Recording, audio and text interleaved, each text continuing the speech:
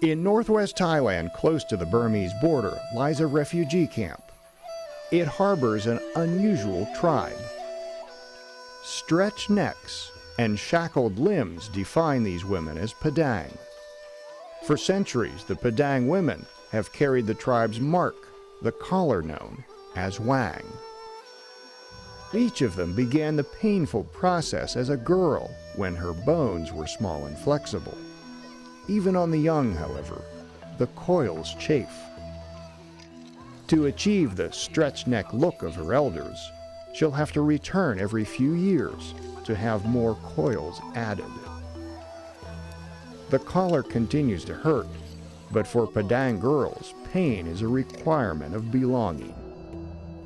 The long neck look is actually an illusion. When you wear the rings, it is not your neck that gets longer. It is your shoulders that gets pushed down and lowered. As the coil grows, its pressure pushes down on the shoulders and chest. The rib cage caves like a squeezed balloon, and the neck appears to rise higher from the collapsed collarbones. The intentional deformation might seem masochistic to outsiders, but to the Padang, the Wang is the signature mark of a tribeswoman.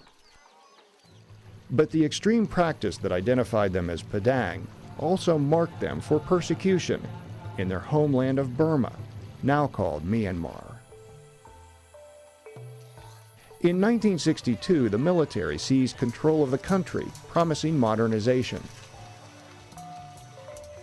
The new leaders cracked down on tribes deemed primitive, and tribal customs, including the Wang, were outlawed.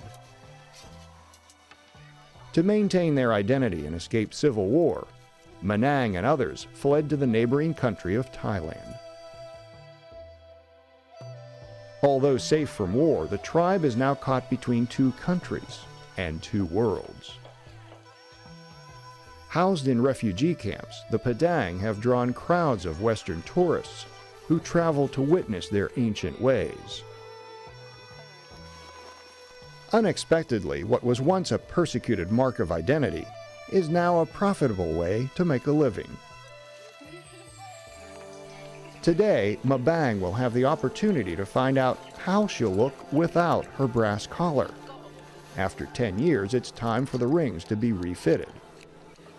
It will take close to an hour of pulling at the brass before the rings can be lifted from her shoulders.